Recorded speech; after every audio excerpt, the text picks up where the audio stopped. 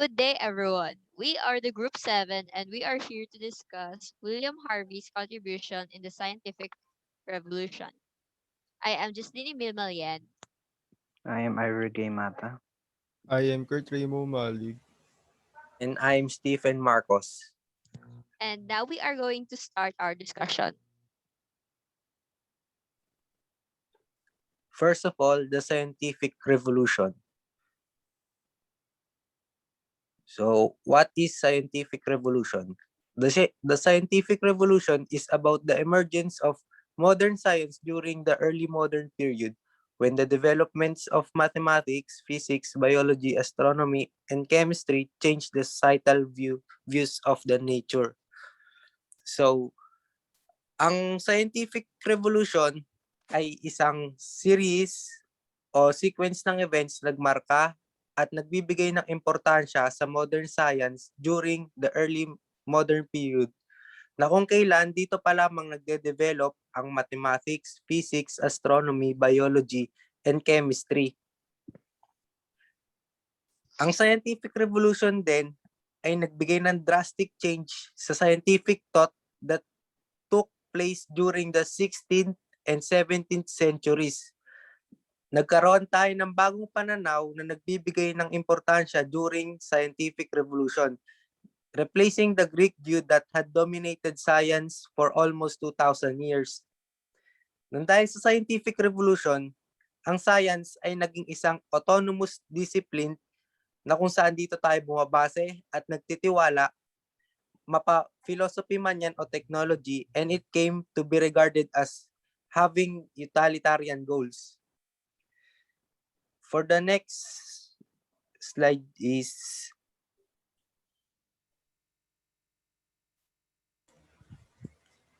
there were many key figures who has contributed to the scientific revolution, and one of which is William Harvey and his discoveries related to biology.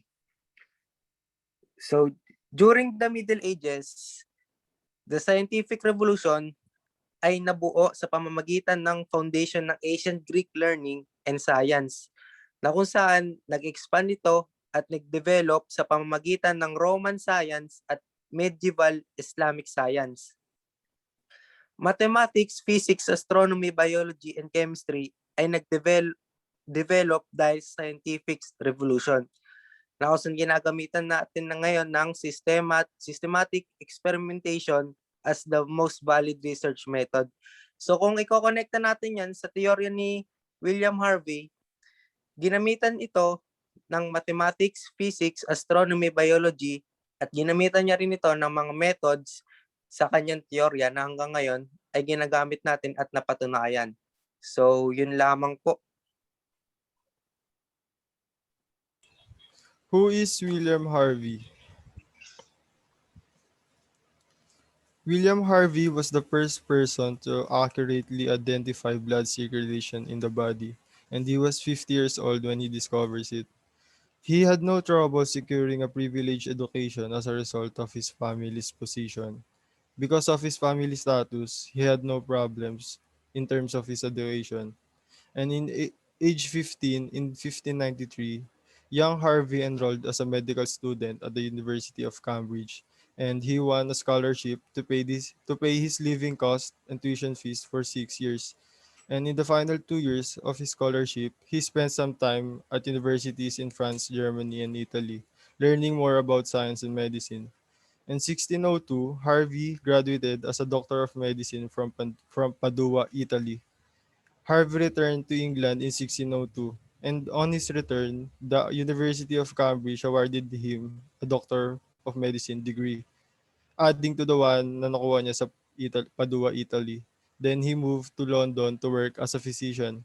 And by the time he was 40, Harvey awarded as the best physician in London and was appointed as a physician to the King James in 1618. And in 1632, he was 54 years old, and he became physician to King Charles, son of King James.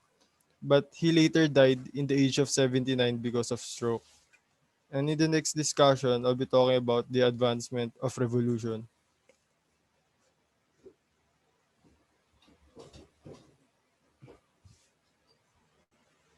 advancement of revolution.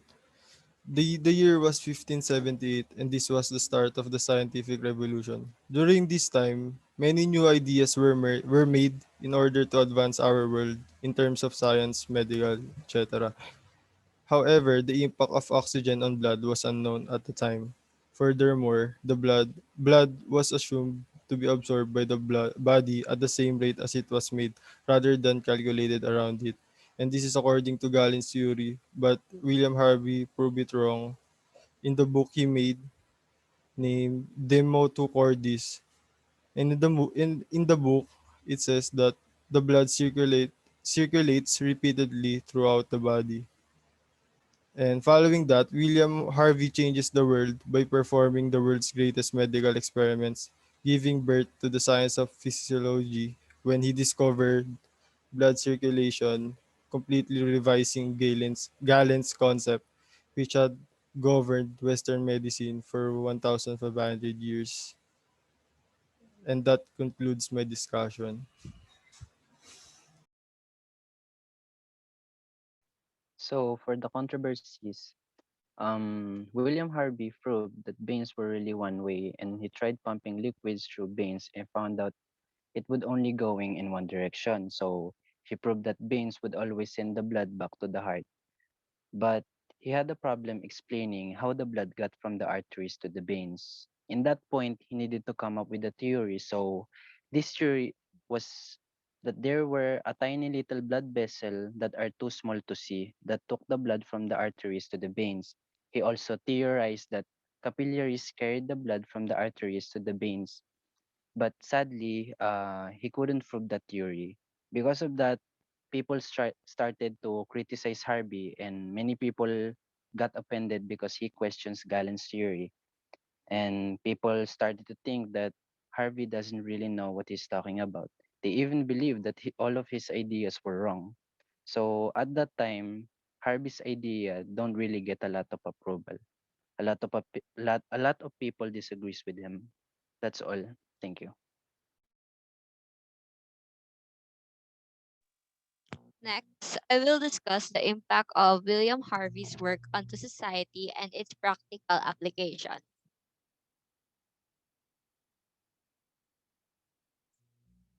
William Harvey's discovery changed the medical field's view on how the circulation of the blood works, where he revised Galen's work, in which Galen's description of blood system was that there are two types of blood carried by two different vascular systems. Also, he thought that the two kinds of blood move back and forth like the two tides in which the blood vessels, animated by a vital spirit, expand, sucking up blood, and when they contract, blood flows the other way, and the heart passively expands and contracts with the EBB and flow of the tide. While Harvey's description that the heart has two beats, the systole when it contracts and diastole when it expands.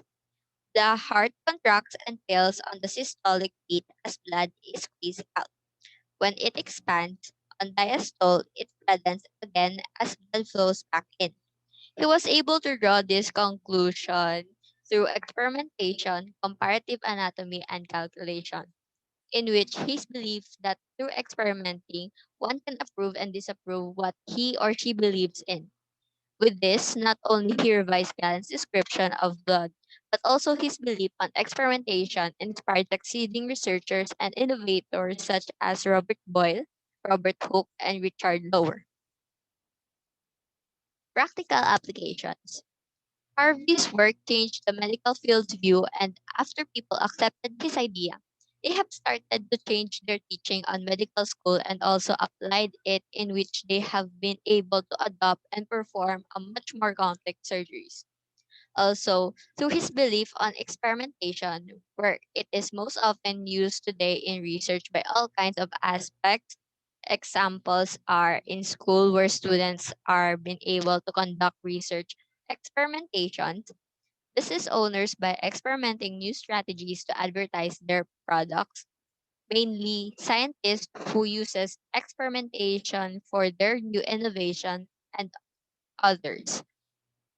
where it helped many people to discover and innovate technologies that could make the people's lives better, putting solutions to environmental problems and striving further ahead to modern period.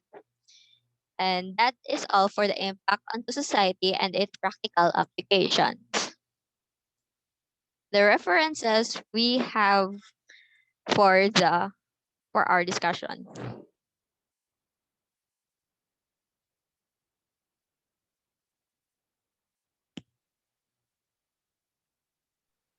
And that's all for the discussion of Group 7 on William Harvey's contribution to the scientific revolution. Thank you.